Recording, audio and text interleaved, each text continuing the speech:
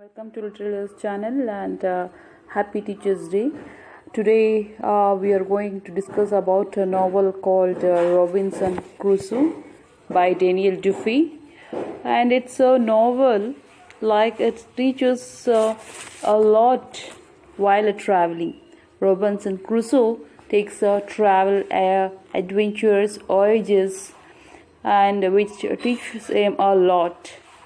So as we say in Kannada, Desha Suttu Kosha Odu, in the same way, if we put in that in English, read the living rap directory. Here Robinson Crusoe surround the world, not the whole world, but travel for different kinds of cities, and later he gain more knowledge. That's what all and the experience, whatever he gained throughout the travel, and where he lived, and how he take up the life challenges and faces the problems and come out from the problems, and again goes back to the same travel voyage. So that is just a circle of a story. It happens Daniel Defoe, and it's also called as a semi-autobiography of him. And he's from London. He's a writer, journalist, and merchant. He writes an adventurous novel. Next novel, Robinson Crusoe. This novel published in the year of 1719. It's a travelogue of true incident. So Crusoe, the whole story is like this. Crusoe, has a young and impulsive wanderer, defied his parents and went to sea for adventure. He was involved in a series of violent storms at seas, and was warned by the captain that he should not be a seafaring man. Ashamed to go back home, Crusoe boarded another ship and returned from a successful trip. So this is what the whole story. It's a very famous foreign artist style, and it's very interesting to read the novel, and it's well received in the literary world because it's credited as marking the beginning of the realistic fictions as a literary genre. So here let's start the story in detail. So this is the main story. Whatever I said, it's just complete the story. Now it's starting the main. If you want any this bit by bit information, please do continue. Here, Robinson Crusoe, it's began as a early life in York, England. Has eagerly wanted to go to venture out to sea, but parents restricted him, and to lead a comfortable life, study the law, but he refuses. He left home and joined a ship to London without telling his parents. Next, on the way to London, next pages as a picture is London. The ship encountered a horrible storm and sank a whole ship. Fortunately, Robinson and other co-members of him were rescued by another boat. And once on shore, the ship master told Robinson to go back, but he rejected, and he joined another ship, coast of Africa. Then Robinson says that this was his only successful voyage. He returned to London safely with a small fortune from trading. The captain of this vessel died, but Robinson joined the ship to go on the same voyage again with a new captain, leaving his money in the care of the old captain's widow.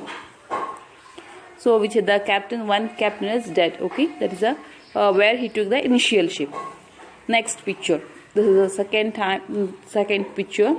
On this third picture actually, on this trip, Robinson's ship was taken by the pirates, and he was taken as a slave to the Moorish port of Sally. After 2 years, he finally able to escape when he went out on a fish boat with a Moor named Ismail and a young boy, Zori. Out at sea, Robinson pushed Ismail, and they both, Zorry and Robinson, both sailed away. The two of them just went towards the south, and hoping to encounter a European trading vessel. Along the way, they met some African natives on the shore, who gave them the food and water. At last, they found a Portuguese ship whose captain offers to take Robinson to Brazil for free. The generous captain bought Robinson's small boat from him and brought him safely to Brazil, where he ended up buying some land and starting a sugar plantation. Robinson sold Zorry into the service of the captain. So Robinson sold the Zorry, Robinson and Zorry, who had run out. Here Zorry sold by the Robinson to the captain, to serve for the captain. And his plantation began to do well, Robinson plantations. And he became overly ambitious and joined some other plantation owners on a voyage to Africa to bring back slaves. The ship encountered a hurricane, and the captain wanted to turn back, but Robinson encouraged him to continue the voyage. After this, the ship encountered another strong storm and was wrecked. Robinson tried to escape on a small boat, but was thrown into the sea and washed up. Now, next, when he woke up, fortunately he is alive, and he was able to swim over to a shore which he is able to see, and he climbed aboard and salvaged foods. He had seen some wrecked ship, and he took all those things, whatever it present in it, like food, drink, supplies, whatever he found. Later, Robinson set up a tent on a plateau near a rock cliff and built a fence around it. Slowly, he improved that house, built a large wooden cross to mark dates, wooden cross like plus. So he is just marking the time, and 8 years passes, and Robinson uses the tools which he got from that wrecked boats and whatever he got from that island, and he began keeping a journal and listed all of the good and bad things, like he is writing a daily diaries. So one day what happened? Robinson dumped out some husks of grain and was surprised when soon after stalks of rice and barley he found, and he thought that it's a gift from God. And later, Robinson's cave dwelling was also severely damaged one day because of some earthquake struck in that highland. Soon after, Robinson became seriously ill. Later, he slept, and in his dream, this is very important, this is in his dream what he had seen. He's seeing all this. A man is just come down from the sky and told him, saying, all these things have not brought thee to repentance. Now thou shalt die. It means, it says that you will going to die, because Robinson suddenly realized that how unreligious he had been. He prayed to God and started to read the Bible, which he got from that wrecked ship, and some copies of which he had saved from that ship. And he recovered from his illness, and with a newfound sense of the importance of Christianity or any religious one. Here he got interest in Christianity, thinking that he was stuck on the highland for good. He explored. See, once a trouble struck, again he fell, again he is going to get up from that trouble, facing the problem. This is a kind of a life which teaches a lot recording the life not only on the highland being a lonely, but in every moment of our life. So it teaches a lot. On one year anniversary of his arrival in the highland, Robinson kept a fast to pray God. He later sowed some barley and rice, and gathered some grapes in the forest, which he dried into raisins. So one day, Robinson walked to the opposite side of a highland and could see a land far off in the distance across the sea. After much hard work, Robinson figured out how to harvest his grains and make bread, and also taught himself to make pottery. With these improvements, Robinson's life on the highland became more comfortable. He began to appreciate that his life on the highland was free from the wickedness of society. As he had no cause for lust, pride, greed, so in his new life, he even thought that this new life was better than life in society, and he thanked God. He built a canoe in order to sail around the perimeter of his island. However, he was almost pushed dangerously far out to sea by a strong current. After returning to shore, he decided not to venture out onto the water again. And in order not to have waste ammunition on hunting goats, Robinson captured some goats and tamed them. So he started to raid them. So he was shocked one day to see the man's footprints in his highland. He immediately ran and hid in his home, which he called his castle, thinking the footprints must have been from a savage. Robinson didn't see anyone else on the highland, so he ventured outside his home again, but he couldn't able to see anyone. So later he resumed his usual life.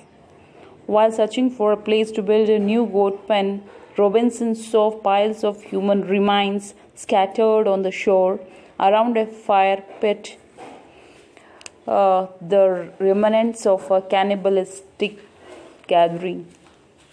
Disgusted, Robinson thought he should ambush the cannibals when they came to the island next and rescue their victims. But then he questioned whether he should let them live their own lives according to their own culture norms, concluding that he had no right to kill those savages who had done nothing to him. Robinson began to lead a much more cautious and careful life around the highland. But his 23rd year on a highland, Robinson felt content to live out the rest of his life on his island. Not long after, there was a great storm, and Robinson heard gunshots from a ship in distress. The next day, he saw a ship wrecked on some rocks not far offshore. He hoped one or two sailors had made it safely to his island, but none had. He took his boat out to the ship and went abroad, where he found some supplies as well as 2 drowned sailors. This episode made Robinson think more and more about trying to escape from his island. One night, he dreamed that a captive of some cannibals, savages, escaped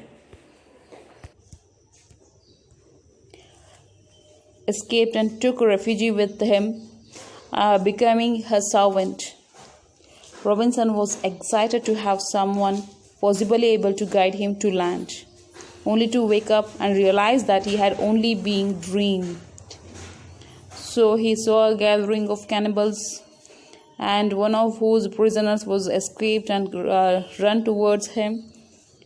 He named him as a Friday, and Robinson saved him from the cannibals' chasing, and he began to teach him English and explain Christianity to him. He learned that from Friday that Friday's native land was reachable from the island by boat, and that beyond it was a land inhabited by Spaniards. Friday informed that a boat of Europeans had arrived in his native land, and some of them now dwelt among his people. Robinson guessed that these were survivors from the ship that had been wrecked near his island. Robinson suggested that he and Friday make a boat so that Friday could go back to his land, but Friday refuses to go back. Later, Robinson agreed to go with the Friday to make some plan because of Friday's father was captured, and he wants to rescue those prisoners, some of the prisoners from this Friday's family. And in one of the savages' boat, they discovered another prisoner. Turned out to be Friday's father. The other prisoner, who was Spanish, told Robinson about how his ship had been wrecked in a storm, and he and some other sailors were stranded in Friday's native land. After some time expanding his crops, Robinson sent Friday's father and a Spanish prisoner on a boat back to get the rest of the Spanish sailors so that they could escape with Robinson on a ship. But before they returned, an English ship came to the island, and some of its sailors came ashore with 3 prisoners. Robinson rescued the prisoners, one of whom was the captain of the English ship. The captain told Robinson that he had been the victim of a mutiny, and the mutineers planned to leave him on this island to die. Robinson, the captain, and the other rescued prisoners killed 2 of the mutineers and forced the others to pledge allegiance to the captain again. So later, more of the mutineers came ashore, and Robinson and his comrades captured them and demanded their surrender. The captain and his men then went back to the ship and recaptured it on behalf of Robinson. Leaving some mutineers behind the island, Robinson at last left his island on the English ship. After a long voyage, he finally returned to England with Friday. After having been away from 35 years, Robinson, he felt like a stranger back in the city. Both his parents were deceased. Now his only family members left were 2 sisters and 2 nephews.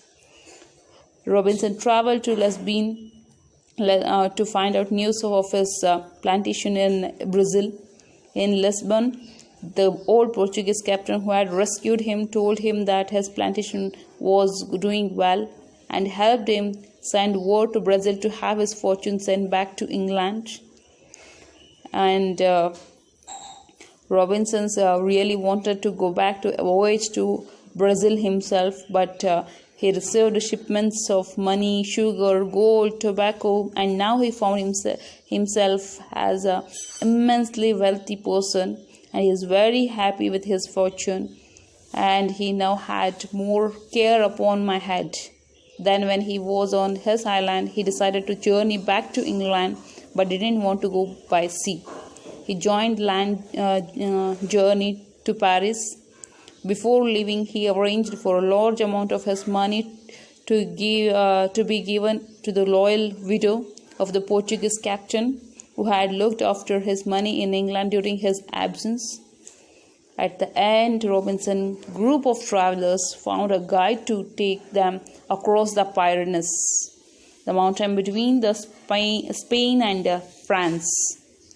But the guide ended up taking them along a perilous route where there were many woods. The group was surrounded by hundreds of fools and barely escaped, and finding the wild creatures off with her guns, Robinson safely got to France and had an uneventful journey from there to England. Once back in England, he settled down, taking care of his 2 nephews, one of who became a sailor. Robinson had a desire to go back to sea, but stayed in England and got married After some times, when his wife died, he joined his nephews on a trading ship to the East Indies. On a voyage, Robinson revisited his island, where the Spaniards had established a colony and fended off various attacks from Caribbean natives, and then went to Brazil. He tells the reader at the end of the story that the details of these adventures will be in his future account of novel. So this is what the end of the Robinson Crusoe. There's nothing but the adventurous and his journey, adventurous journey taking place throughout his life. So thank you once again. Happy Teachers Day. Please do subscribe, like, and share the channel. Thank you.